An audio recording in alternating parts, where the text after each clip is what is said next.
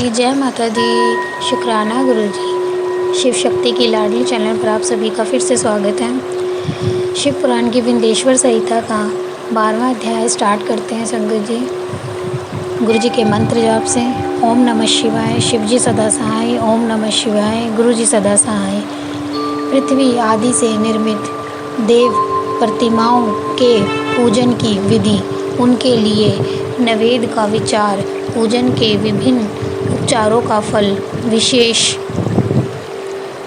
मास, वार, तिथि एवं नक्षत्रों के योग में पूजन का विशेष फल तथा लिंग के वैज्ञानिक स्वरूप का विवेचन।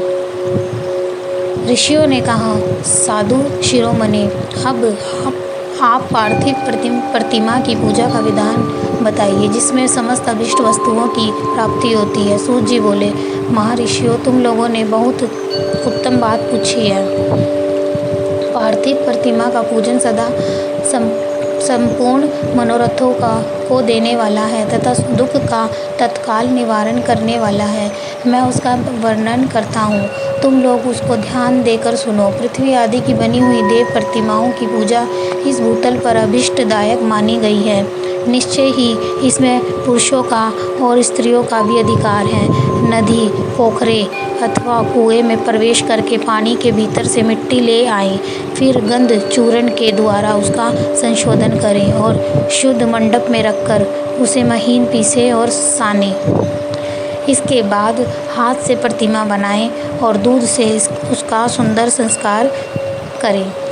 उस प्रतिमा में अंग प्रत्यंग अच्छी तरह प्रकट हुए हों तथा वह सब प्रकार के अस्त्र शस्त्रों से संपन्न बनाई गई हो।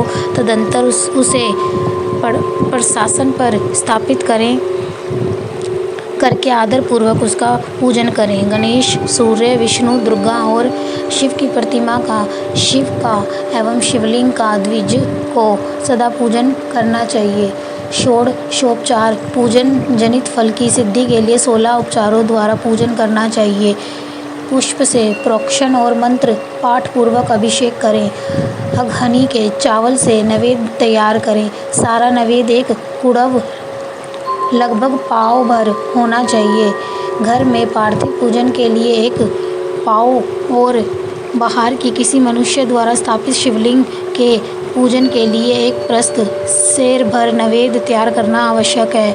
ऐसा जानना चाहिए कि देवताओं द्वारा स्थापित शिवलिंग के लिए 3 सेर नैवेद्य अर्पित करना उचित है और स्वयं प्रकट हुए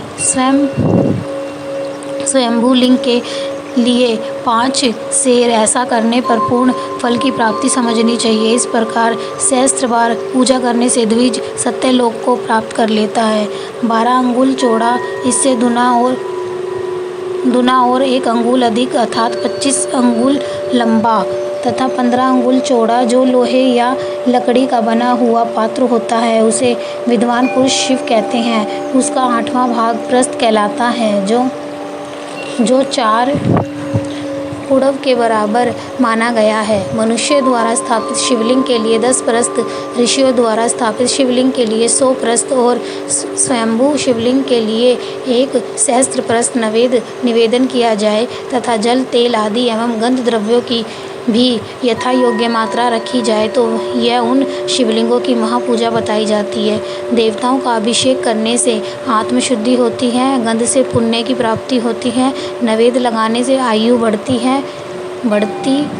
और तृप्त होती है, धूप निवेदन करने से धन की प्राप्ति होती है, दीप दिखाने से ज्ञान का उदय होता है और तांबूल समर्पण करने से भोग की उपलब्धि होती है। इसलिए स्नान आदि 6 उपचारों को यत्नपूर्वक अर्पित करें। नमस्कार और जप, ये दोनों संपूर्ण अभिष्ट फल को देने वाले हैं। इसलिए भोग और मोक्ष की इच्छा रखने वाले लोगों को पूजा के अंत में सदा ही जप और नमस्कार करने चाहिए। मनुष्य को चाहिए कि वह सदा पहले मन से पूजा करके फिर उन उपचारों से करें। देवताओं की पूजा से उन देवताओं के लोकों की प्राप्ति होती है तथा उनके अवान्तर लोक में भी यथेष्ट भोग की वस्तुएं उपलब्ध होती हैं। अब मैं देव पूजा से प्राप्त होने वाले विशेष फलों का वर्णन करता हूँ। द्विजों, तुम लोग श्रद्धापूर्वक सुनो। विघ्नराज गणेश की पूजा से भूलोक में उत्तम अभिष्ट वस्तु की प्राप्ति होती है। शुक्रवार को श्रावण और भाद्रपद मासों के शुक्ल पक्ष की चतुर्थी को और पौष मास में शतभिक्षा नक्षत्र के आने पर विधि पूर्वक गणेश जी की पूजा करनी चाहिए। 100 या सहस्त्र दिनों में 100 या सहस्त्र बार पूजा करें। देवता और अग्नि में श्रद्धा रखते हुए किया जाने वाला उनका नित्य पूजन मनुष्यों को पुत्र एवं अभिष्ट वस्तु प्रदान करता है। वह समस्त पापों का शमन तथा भिन्न भिन्न दुष्कर्मों का विनाश करने वाला है। विभिन्न वारों में की हुई शिव आदि की पूजा आत्मशुद्धि प्रदान करने वाली समझनी चाहिए। वार या दिन, तिथि, नक्षत्र या और योगों का आधार है। समस्त कामनाओं को देने वाला है। इसमें वृद्धि और क्षय नहीं होता, इसलिए उसे पूर्ण ब्रह्म स्वरूप मानना चाहिए। सूर्य उदय काल से लेकर सूर्य उदय काल आने तक एक वार की स्थिति मानी गई है, जो ब्राह्मण आदि सभी वर्णों के कर्मों का आधार है। विहित तिथि के पूर्व भाग में की हुई देव पूजा मनुष्यों को पूर्ण भोग प्रदान करने वाली होती है। यदि मध्याह्न के बाद तिथि का आरंभ होता है तो रात्रि युक्त तिथि का पूर्व भाग पितरों के श्राद्ध आदि कर्म के लिए उत्तम बताया जाता है। ऐसी तिथि का पर भाग ही दिन से युक्त होता है, अतः वही देव कर्म के लिए प्रशस्त माना गया है। यदि मध्याह्न काल तक तिथि रहे तो उदय व्यापिनी तिथि को ही देव कार्य में ग्रहण करना चाहिए। इसी तरह शुभ तिथि एवं नक्षत्र आदि ही देव कार्य में ग्रहण होते हैं। वार आदि का भली भांति विचार करके पूजा और जप आदि करने चाहिए। वेदों में पूजा शब्द के अर्थ की इस प्रकार योजना की गई है। यह पूजा शब्द की व्युत्पत्ति है। पू का अर्थ है भोग और फल की सिद्धि। वह जिस कर्म से संपन्न होती है उसका नाम है पूजा। मनोवांछित वस्तु तथा ज्ञान, यह भी अभिष्ट वस्तुएं हैं। सकाम भाव वाले को अभिष्ट भोग अपेक्षित होता है और निष्काम भाव वाले को अर्थ पारमार्थिक ज्ञान। यह दोनों ही पूजा शब्द के अर्थ हैं। इनकी योजना करने से ही पूजा शब्द की सार्थकता है। इस प्रकार लोक और वेद में पूजा शब्द का अर्थ विख्यात है। नित्य और नैमित्तिक कर्म कालांतर में फल देते हैं, किंतु काम्य कर्म का यदि भली भांति अनुष्ठान हुआ हो तो वह सत्काल फलद होता है। प्रतिदिन एक पक्ष, एक मास और एक वर्ष तक लगातार पूजन करने से उन कर्मों के फल की प्राप्ति होती है। उनसे ऐसे ही पापों का कर्मश क्षय होता है। प्रत्येक मास के कृष्ण पक्ष की चतुर्थी तिथि को की हुई महान गणपति की पूजा एक पक्ष के पापों का नाश करने वाली और एक पक्ष तक उत्तम भोग रूपी फल देने वाली होती है। चैत्र मास में चतुर्थी को की हुई पूजा एक मास तक किए गए पूजन का फल देने वाली होती है। और जब सूर्य सिंह राशि पर स्थित हो उस समय भाद्रपद मास की चतुर्थी को की हुई गणेश जी की पूजा एक वर्ष तक मनोवांछित भोग प्रदान करती है।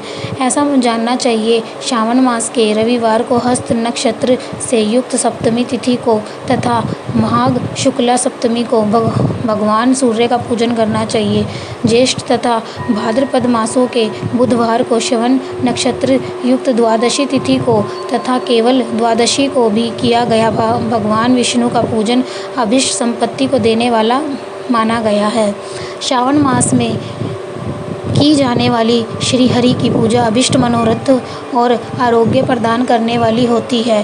अंगों एवं उपकरणों सहित पुरातत्व गो आदि 12 वस्तुओं का दान करने से जिस फल की प्राप्ति होती है उसी को द्वादशी तिथि में आराधना द्वारा श्री विष्णु की तृप्ति करके मनुष्य प्राप्त कर लेता है। जो द्वादशी तिथि को भगवान विष्णु के 12 नामों द्वारा 12 ब्राह्मणों का षोडशोपचार पूजन करता है वह उनकी प्रसन्नता प्राप्त कर लेता है। इसी प्रकार संपूर्ण देवताओं के विभिन्न 12 नामों द्वारा किया हुआ 12 ब्राह्मणों का पूजन उन देवताओं को प्रसन्न करने वाला होता है।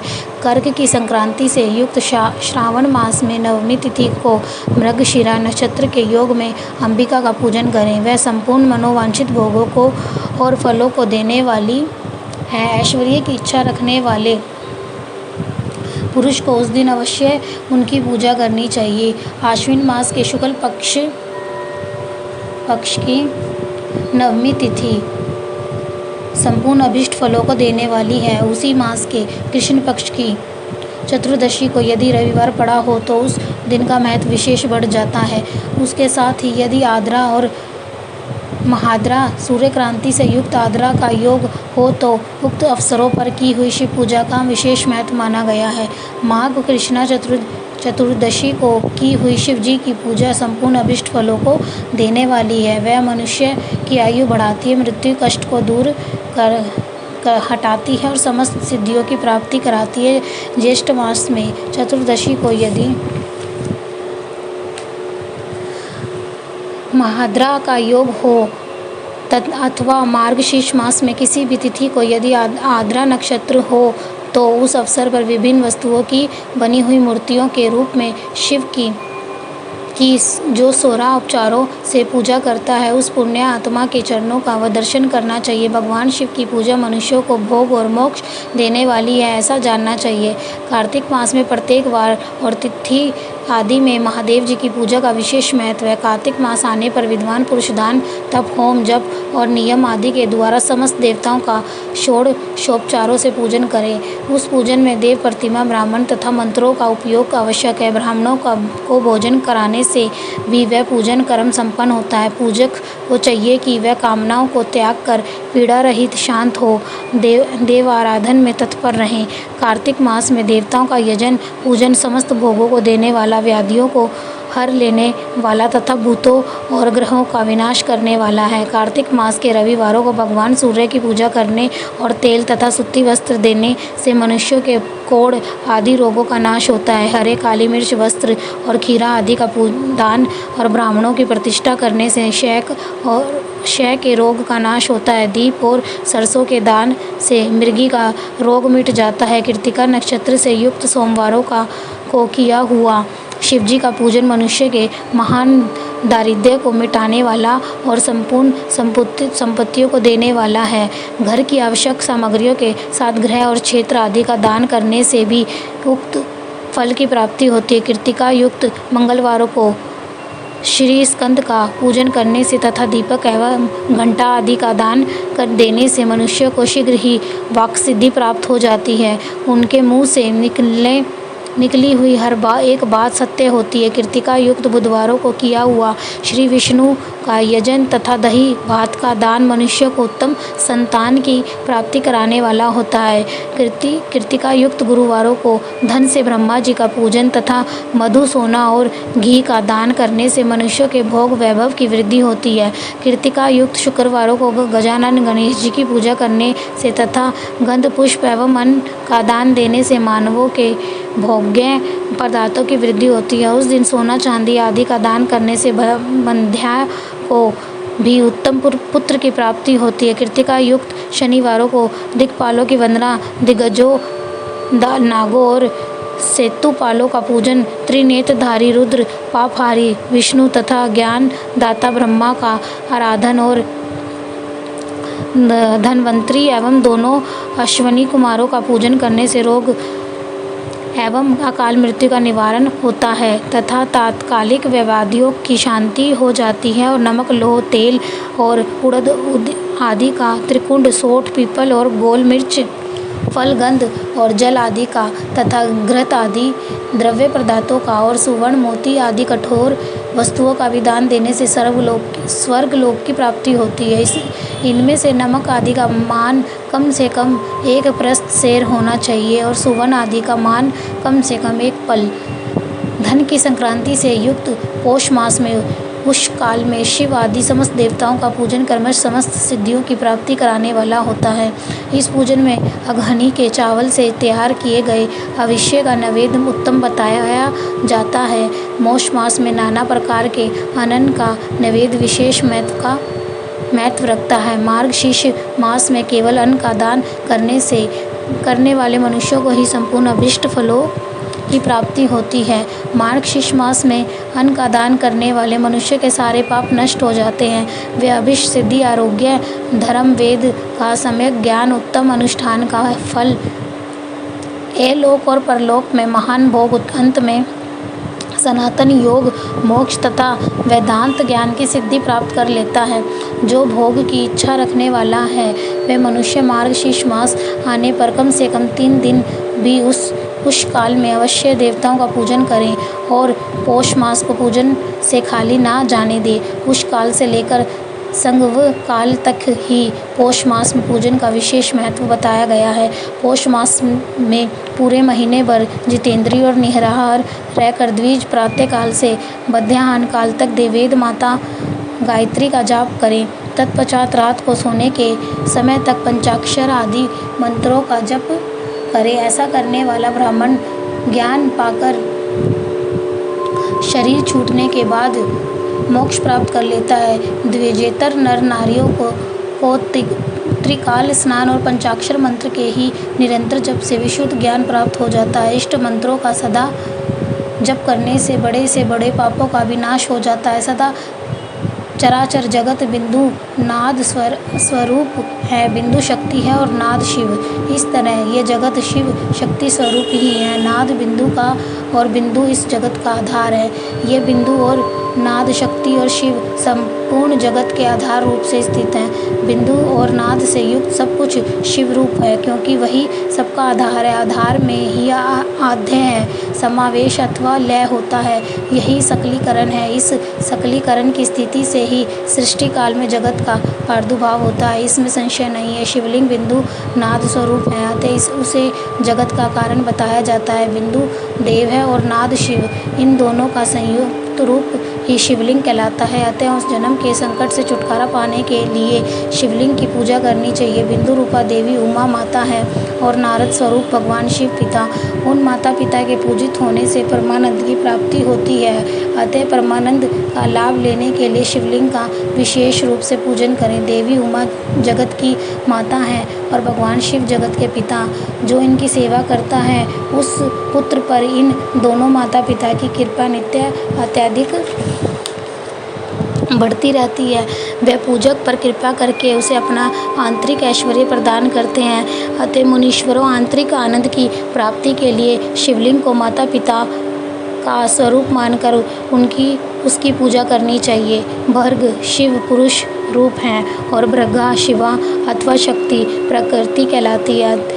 अव्यक्त आंतरिक अधिष्ठान रूप गर्भ को पुरुष कहते हैं और सुव्यक्त आंतरिक अधिष्ठान भूत गर्भ प्रकृति।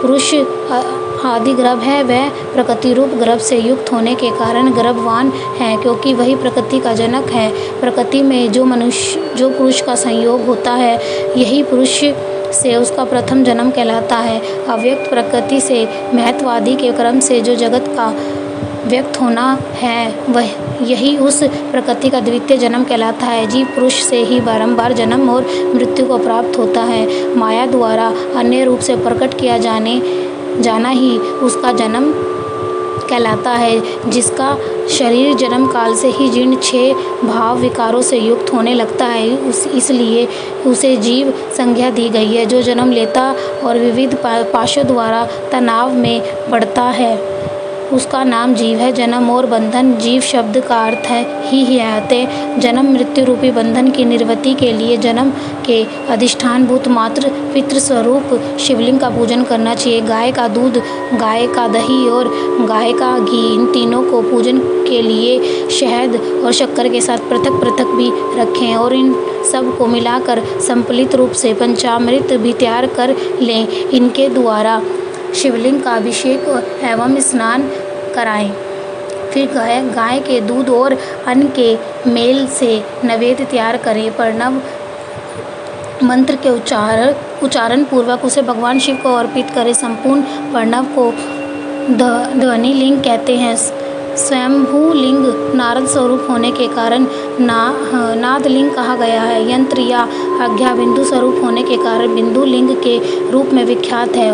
उसमें अचल रूप से प्रतिष्ठित जो शिवलिंग है वह मकार स्वरूप है, इसलिए मकार लिंग कहलाता है। सवारी निकालने आदि के लिए जो चार लिंग होता है वह उकार स्वरूप होने से उकार लिंग कहा गया है तथा पूजा की दीक्षा देने वाले जो गुरु या आचार्य हैं उनका विग्रह आकार का प्रतीक होने से आकार लिंग माना गया है। इस प्रकार आकार, उकार, मकार, बिंदु, नाद और ध्वनि के रूप में लिंग के 6 भेद हैं। इन 6 लिंगों की नित्य पूजा करने से साधक जीवन मुक्त हो जाता है, इसमें संशय नहीं है। तो चलिए संगत जी, हम अध्याय खत्म होता है।